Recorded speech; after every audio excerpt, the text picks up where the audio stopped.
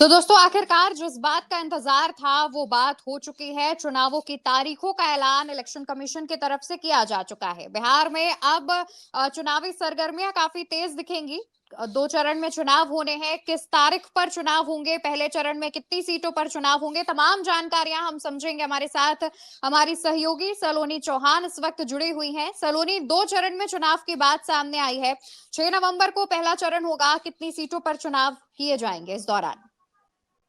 देखिए, चुनाव आयोग ने प्रेस कॉन्फ्रेंस की है आज और इसी दौरान ये खबर निकल के आई है कि अब बिहार में चुनाव के तारीखों का ऐलान हो चुका है। जो कहा जा रहा था कि छठ के बाद ही चुनाव होगा, वो अब हम्म। साबित सही हो रहा है। 6 नवंबर और 11 नवंबर को चुनाव 2 दिन होने वाला है। यानी अब तक एक बड़ा सवाल ये था कि आखिरकार इस बार बिहार विधानसभा का चुनाव कितने चरण में होगा, क्योंकि 2015 में लगभग 3 से ज्यादा चरण यानी 5 चरणों में चुनाव हुए थे। वहीं 2020 की बात करें तो 2020 में 3 चरणों में चुनाव हुए थे, लेकिन इस बार सिर्फ 2 चरणों में चुनाव कराने का फैसला लिया गया है। वहीं बीजेपी की ये मांग थी कि 2 चरण में चुनाव कराया जाए, जबकि जदयू की ये मांग थी कि 1 चरण में चुनाव कराया जाए। जो चुनाव आयोग की पटना में मीटिंग हुई थी, उसी दौरान ये सारी खबरें निकल के आई थी, ये बातें निकल के आई थी। और जिसके बाद जी। आज चुनाव आयोग ने बाकायदा प्रेस कॉन्फ्रेंस करके ये क्लियर कर दिया, स्पष्ट कर दिया है कि चुनाव बिहार में अब सिर्फ 2 चरण में होगा। पहला चरण का चुनाव है वो 6 नवंबर को होगा और जो दूसरे चरण का मतदान है वो 11 हम्म। नवंबर को होगा। और चुनाव के मद्देनजर लगभग बिहार में 90,712 जो पोलिंग बूथ है वो बनाए जी। गए और कहा जा रहा है कि प्रत्येक बूथ पे 8,500 के 850 के करीब मतदाता बताए जा हम्म। रहे हैं। तो ये तमाम जो तैयारियां है वो चुनाव हम्म। आयोग ने 2-3 दिन पहले ही जब पटना में मीटिंग हुई थी उस दौरान इन तमाम तैयारियों की समीक्षा की थी। और तब जाके आज प्रेस कॉन्फ्रेंस करके उन्होंने जो भी चुनाव से रिलेटेड डिटेल्स थी कि चुनाव कब होगा, जो नामांकन की प्रक्रिया होगी, नामांकन आप कौन से तारीखों पे करेंगे, ये तमाम चीजें चुनाव आयोग ने आज स्पष्ट किया है।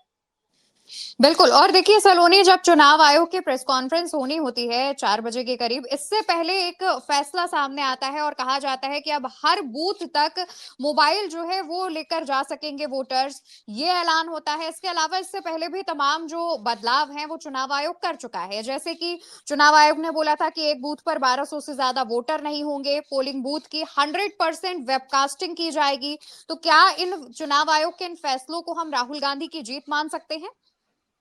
बिल्कुल अवंतिका, जिस तरह से राहुल गांधी ने वोट चोरी का मुद्दा उठाया और लगातार हम्म। चुनाव आयोग पर हमलावर रहे, कई सवाल खड़े करते रहे कि आखिरकार जब मतदान कर सकते हैं तो मतदान का जो लाइव है वो क्यों नहीं कर सकते, मतदान का वीडियो क्यों नहीं रिकॉर्ड कर सकते। और चुनाव आयोग हम्म। ने पैंतरेबाजी करने की कोशिश की थी कि 45 दिनों के अंदर जितने भी डिजिटल फुटेज है, प्रूफ्स है, वो सारे डिलीट करने की बात की कही थी। 45 दिनों तक रखेंगे, उसके बाद हम डिलीट कर देंगे। और उसके बाद जिस तरह से विपक्ष ने दबाव बनाया, जिस तरह से जी। राहुल गांधी को उत्तराधिकार है, जी। जिसके बाद कहीं ना कहीं चुनाव आयोग एक प्रेशर में आके ये तमाम चीजें उन्होंने चुनाव में इस बार बदलाव किया है। जैसे कि जो ईवीएम होगा, जो वीवीपैट होगा, उस पर भी जो लोगों के फोटो होंगे वो अब रंगीन फोटो होंगे। पहले सादा हुआ करते थे ब्लैक एंड व्हाइट में, लेकिन अब कलरफुल फोटो होंगे, उनके नाम बड़े बड़े अक्षरों में होंगे। वहां मोबाइल फोन भी लेके जा सकेंगे, वेब कास्टिंग की जाएगी। तो ये तमाम चीजें इस बार चुनाव आयोग ने बदलाव किया है बिहार विधानसभा के चुनाव में। और जिस तरह से अगर विपक्ष लगातार ऐसे ही प्रेशर बनाते रहा, ऐसे ही दबाव बनाता रहा, तो चुनाव आयोग को मजबूरी में ही सही, लेकिन कहीं ना कहीं एक निष्पक्ष जो चुनाव करने का प्रेशर होता है, चुनाव जी। कराने का प्रेशर होता है, उसके जी। अंदर आकर चुनाव कराना होगा। बिल्कुल। और देखिए सलोनी, जैसा कि आपने पहले जिक्र किया कि जब 2015 में चुनाव हुए थे, 5 चरण में चुनाव कराए गए, 2020 में 3 चरण में चुनाव हुए और इस बार जब 25 का चुनाव होने जा रहा है तब 2 चरण में चुनावों का फैसला लिया गया है। तो इसका क्या नुकसान हो सकता है भाजपा को? देखिए, जब 2015 में चुनाव हुए थे, 5 चरण में हम्म। चुनाव हुए थे, फिर जी। 2020 में 3 चरण में चुनाव हुए। तो इस जी। दौरान भाजपा को जो एक नुकसान हुआ था, वो कि हम्म। जब ज्यादा चरण में चुनाव होते हैं, कई चरण में चुनाव होते हैं, तो भाजपा उसका पूरा फायदा उठाती है। लेकिन जैसे ही हम्म। कम चरणों में चुनाव होते हैं, कहीं ना कहीं जो हम्म। एक हम्म। चाहे सेंधमारी, चाहे वोटों में, या फिर जो साम दाम दंड भेद की राजनीति अपनानी होती है वोट बैंक में, वोट हम्म। के दौरान वो हम्म। उनकी ज्यादा चल नहीं पाती है। इसका डर भाजपा को सता रहा था और इस बार 2 चरणों में मतदान हो रहा है। वैसे एक चरण में भी संभव नहीं था बिहार जैसे राज्य में जी। एक चरण में जी। मतदान कराना। चुनाव आयोग ने 2 चरण में मतदान कराने का ऐलान हुआ है और इसका कहीं हम्म। ना कहीं लगता है कि नुकसान भाजपा को देखने को मिलेगा, क्योंकि ज़्यादा पैंतरेबाज़ी चल नहीं पाएगी और फिर तो वेबकास्टिंग भी की जाएगी लाइव, फिर मोबाइल भी ले जाने की। और इस बार जो विपक्ष के कार्यकर्ता होंगे, जो नेता हुँ, होंगे, ज़मीनी हुँ, स्तर के, वो काफ़ी मुस्तैद रहने वाले। इससे पहले जब हमने कांग्रेस के एक प्रवक्ता से बात की थी, राजद के भी प्रवक्ता से बात की, तो उनका हुँ, यही कहना था कि इस बार जो दांव-पेच है, वो हम नहीं चलने देंगे। हम ज़मीनी लेवल पे, हम बूथ लेवल पे बहुत मजबूत है और इस बार हुँ, वोट चोरी नहीं चलने देंगे। तो जो कार्यकर्ता जी। है, विपक्ष के जो नेता है, वो अपना कमर कस चुके हैं और कहीं न कहीं चुनाव आयोग भी एक अंडर प्रेशर काम कर रहा है, जिस तरह से विपक्ष ने दबाव बनाया है। तो ये तमाम चीज़ें मिलके बीजेपी को कहीं न कहीं नुकसान पहुँचाती ही दिखाई दे रही है। बिल्कुल और सलोनी देखिए चुनाव आयोग की प्रेस कॉन्फ्रेंस में एक डेटा शेयर किया गया जिसमें बताया गया कि करीब 14 लाख फर्स्ट टाइम वोटर्स होंगे। इससे पहले जब राहुल और तेजस्वी ने यात्रा की, वोट चोर गद्दी छोड़, वोट चोरी और एसआईआर का मुद्दा उठाया, तो क्या फर्स्ट टाइम वोटरों पर यह मुद्दा प्रभावशाली साबित हो सकता है? देखिए, इसका जवाब आपको राहुल गांधी के और तेजस्वी यादव के उस यात्रा से ही देखने को मिल जाएगा। और जो भी राहुल गांधी का वोटर अधिकार यात्रा था, इसके अलावा जो तेजस्वी यादव ने हर घर अधिकार यात्रा निकाली, बिहार अधिकार यात्रा निकाली, ये जितनी भी यात्राएँ निकली हैं इन तमाम नेताओं की, आप उनकी तस्वीरें उठा के देखिए, आप उनके रैली के वीडियो उठा के देखिए, उसमें कुछ अगर आपको दिखाई देगा, तो वो दिखाई हुँ, देगा हमारे देश का जेन ज़ी, हमारे देश का हुँ, युवा, हमारे देश का हुँ, फर्स्ट टाइम का वोटर दिखाई देगा। और यही वो लोग थे जो इन लोगों की यात्रा में गए, चूँकि ये पढ़े-लिखे युवा हैं, ये नए हुँ, जोश के युवा हैं, खून के युवा हैं। तो ये जो हुँ, वोट चोरी का मुद्दा है, ये लोकतंत्र का मुद्दा है, ये तमाम चीज़ें वो समझते हैं, परखते हैं कि हुँ, उनके हुँ, भविष्य के लिए क्या ज़रूरी है। उनके हुँ, भविष्य के लिए लोकतंत्र मायने रखता है, उनके भविष्य के लिए वोट चोरी जो चल रहा है, उसे हुँ, रोकना मायना रखता है। और वो पहली हुँ, बार वोट करने जा रहे हैं, तो उनका ऐसा मानना है कि वो जब से पले-बड़े, जब से पैदा हुए, उन्होंने एक ही सरकार देखा है, नीतीश कुमार को देखा है। तो इस बार वो हुँ, चाहते हैं कि अगर वो युवा है, तो बिहार में किसी युवा को मुख्यमंत्री बनाएँ।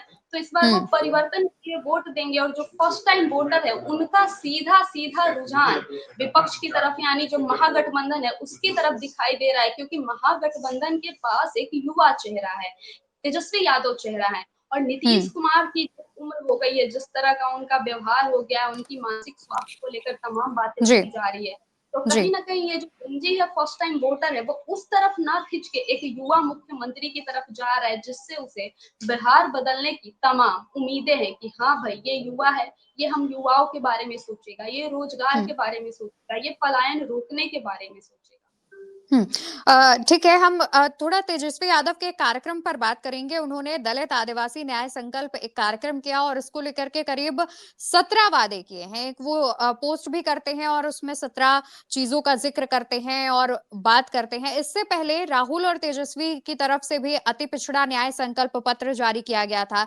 तो यानी कि ये माना जाए कि महागठबंधन इस बार जो है ईबीसी वोट बैंक पर अपनी पकड़ मजबूत करना चाहता है? जी, बिल्कुल अवंतिका, कल ही जो वेटनरी कॉलेज का ग्राउंड था, उसी में हुँ, तेजस्वी यादव का जो दलित आदिवासी अधिकार संवाद कार्यक्रम था। इस दौरान तेजस्वी हुँ, यादव ने जो तमाम दलित नेता थे, जो दलित कार्यकर्ता थे या फिर कहें जो दलित जनता है, उनसे हुँ, उन्होंने बातचीत की और उनके लिए उन्होंने 17 संकल्प की एक घोषणा भी की, पत्र भी जारी किया गया, जिसमें तमाम 17 वादे किए गए थे, जो उनकी सरकार बनने के बाद पूरे किए जाएँगे।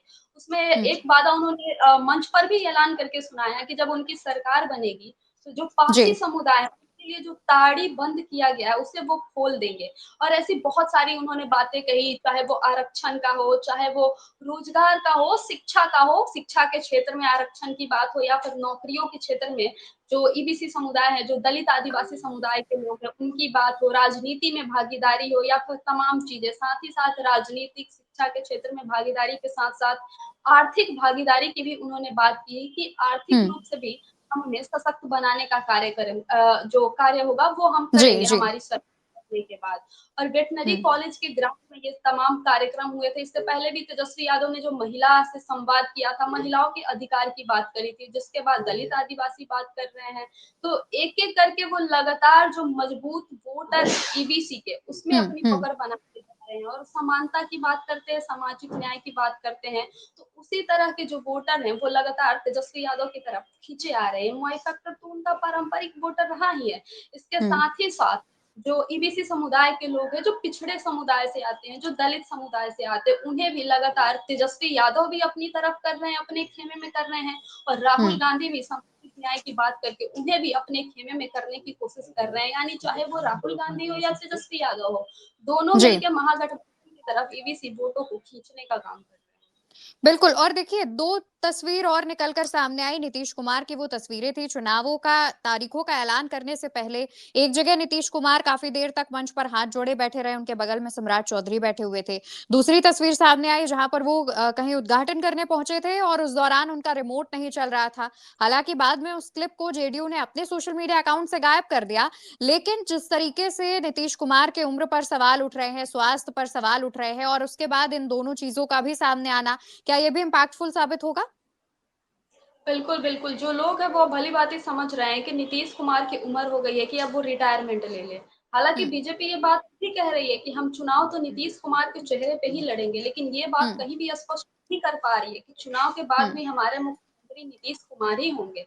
वो हुँ, ये कह रहे हैं कि नीतीश कुमार जी के नेतृत्व में चुनाव लड़ने वाले हैं और उन्हीं के पार्टी के नेता, जदयू के कई नेता हो, भाजपा के कई नेता है, चाहे उनके जो एनडीए दल के कई नेता है, जो नीतीश कुमार की मानसिक हालत पे, उनकी मानसिक सेहत पे लगातार सवाल खड़े कर रहे हैं और उन्हें ये भी कह रहे हैं कि नीतीश कुमार जी को अब अपना उत्तराधिकारी घोषित कर देना चाहिए। उत्तराधिकारी क्यों घोषित कर देना चाहिए? क्योंकि उनके मन में भी अब ये समझ आ रहा है, ये सवाल आ रहा है कि नीतीश कुमार की अब उम्र हो गई है कि अब वो आराम करे और अपनी जिम्मेदारी किसी और के कंधे सौंप दे। और उनके मन में ये भी डर है कि भाजपा ज़रूर कोई पैंतरेबाज़ी करेगी और नीतीश जी को चुनाव में इस्तेमाल करने के बाद मुख्यमंत्री का जो दावेदार होगा वो अपने पार्टी के किसी नेता को बना लेगी और नीतीश कुमार का इस्तेमाल करके छोड़ देगी या फिर जदयू में गुटबाजी करके जदयू को तोड़ के खत्म कर देगी। इसलिए वो बिल्कुल, उत्तराधिकारी की बिल्कुल। बात यानी कि ये जो चीज़ें हैं वो काफ़ी समझ में आ रही हैं, ख़ास तौर पर जब ऐसी हरकतें जो हैं वो वायरल होती हैं।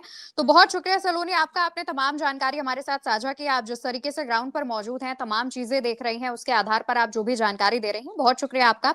तो दोस्तों जिस तरीके से चुनाव की तारीखों का ऐलान बिहार में हो चुका है, 2 चरण में चुनाव होने हैं। पहला चरण 6 नवंबर को होगा, जहाँ पर करीब 121 सीटों पर चुनाव होगा। दूसरा चरण 11 नवंबर को होगा, जिसमें 122 सीटों पर मतदान जो है वो किया जाएगा और मतदान को लेकर के अब जो तमाम तैयारियां हैं सभी राजनीतिक दल की शुरू हो चुकी हैं। सीट शेयरिंग अब दोनों ही गठबंधन एनडीए और महागठबंधन में देखी जाएगी।